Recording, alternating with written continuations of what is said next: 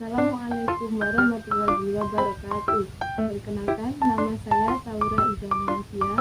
Nomor induk mahasiswa 8588733823. Saya dari UPDBJ Malang. Di sini saya akan melakukan pengamatan ciri-ciri makhluk hidup untuk pemenuhan tugas praktikum IPA di SD.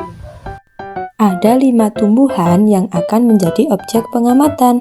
Ada kopi, talas, singkong, durian, dan juga anggrek.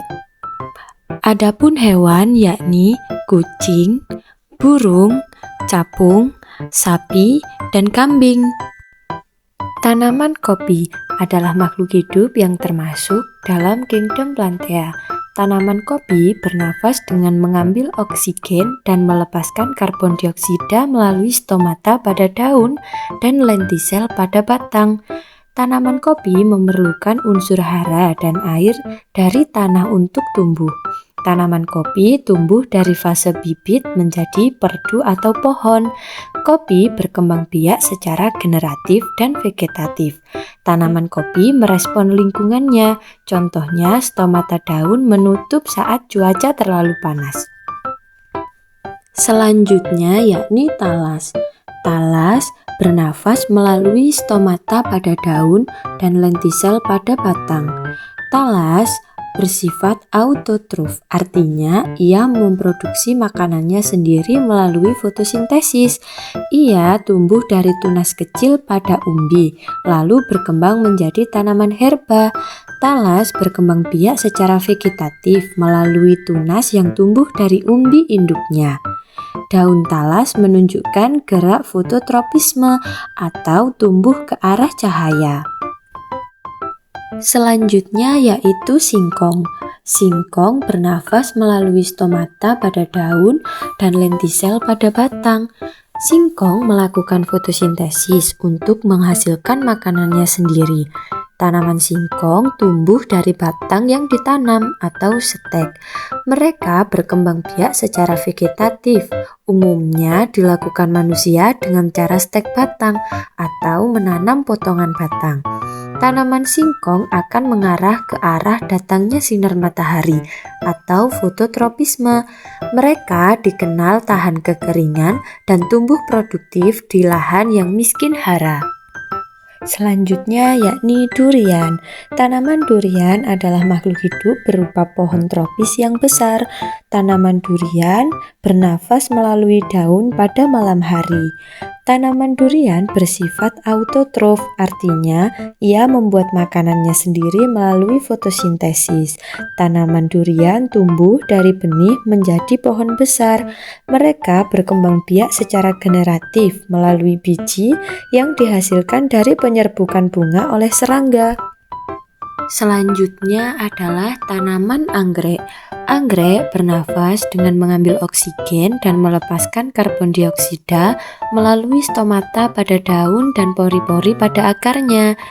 Sebagai tumbuhan autotrof, anggrek menghasilkan makanannya sendiri melalui fotosintesis dengan bantuan klorofil. Anggrek mengalami pertumbuhan mulai dari perkecambahan biji menjadi bibit, lalu membentuk akar, batang, dan daun. Anggrek berkembang biak secara seksual atau generatif melalui biji yang dihasilkan dari penyerbukan bunga. Anggrek menunjukkan respon terhadap lingkungan seperti pertumbuhan akar yang menempel pada substrat. Anggrek memiliki kemampuan adaptasi yang sangat tinggi. Sekarang kita berlanjut ke hewan. Yang pertama adalah kucing. Kucing bernafas menggunakan paru-paru untuk mengambil oksigen dari udara. Kucing memiliki indera yang tajam. Sebagai hewan karnivora, kucing membutuhkan nutrisi dari daging. Kucing berkembang biak dengan cara melahirkan atau vivipar. Kucing bergerak secara aktif dengan 4 kaki untuk berjalan, berlari, melompat, dan memanjat.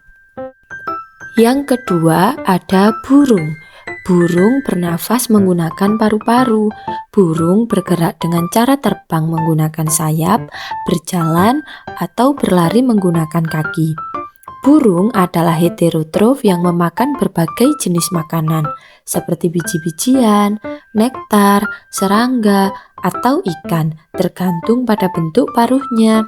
Burung tumbuh dari telur, menetas menjadi burung muda, dan berkembang menjadi burung dewasa dengan ukuran dan fitur tubuh penuh. Burung berkembang biak secara generatif dengan cara bertelur atau ovipar. Burung memiliki sistem syaraf yang berkembang biak dengan penglihatan yang sangat tajam untuk mendeteksi mangsa, predator, atau pasangan, serta respon terhadap perubahan cuaca. Hewan selanjutnya adalah capung. Capung bernafas menggunakan trakea, yaitu pembuluh halus yang bercabang ke seluruh tubuh yang mengambil oksigen melalui lubang kecil bernama spirakel. Capung adalah hewan karnivora yang aktif memburu serangga lain seperti nyamuk, lalat, dan kupu-kupu kecil menggunakan rahang tajam. Capung dikenal sebagai penerbang yang sangat lincah, mampu terbang ke atas, bawah, maju, mundur, dan melayang dengan kecepatan tinggi. Capung mengalami metamorfosis tidak sempurna. Capung bereproduksi secara seksual dengan bertelur. Selanjutnya adalah sapi. Sapi bernafas menggunakan paru-paru untuk mengambil oksigen dari udara dan mengeluarkan karbon dioksida. Sapi adalah hewan herbivora yang memakan rumput, daun, dan tumbuhan lainnya untuk mendapatkan energi. Sapi bergerak menggunakan 4 kakinya untuk berjalan dan berlari mencari makan. Sapi tumbuh dari anak sapi menjadi sapi dewasa yang berbobot besar. Sapi berkembang biak dengan cara melahirkan dan menyusui anaknya atau mamalia. Sapi memiliki indera pendengaran dan penciuman yang sangat tajam, serta sensitif terhadap lingkungan sekitar. Yang terakhir adalah kambing. Kambing bernafas menggunakan paru-paru untuk mengambil oksigen dari udara. Kambing adalah herbivora atau pemakan rumput dan termasuk hewan ruminansia atau memamah biak, yaitu memakan makanan secara cepat, mengeluarkannya kembali untuk dikunyah, lalu menelannya lagi. Kambing bergerak aktif menggunakan 4 kakinya yang kuat dan kokoh. Kambing mengalami pertumbuhan dari anak kambing hingga dewasa, ditandai dengan bertambahnya ukuran tubuh. Kambing berkembang biak dengan cara melahirkan. Kambing merespon rangsangan lingkungan, ditandai dengan perilakunya yang lincah, penuh rasa ingin tahu, dan kemampuan berkomunikasi. Nah, dari beberapa contoh hewan dan tumbuhan tersebut, kita tahu bahwa makhluk hidup memiliki ciri-ciri yang sama, mulai dari bergerak, bernafas, tumbuh, berkembang biak, membutuhkan makanan, serta peka terhadap rangsangan. Jadi, mari sayangi dan rawat makhluk hidup yang ada di sekitar kita. Sekian video dari saya. Terima kasih. Sampai jumpa di video praktikum selanjutnya.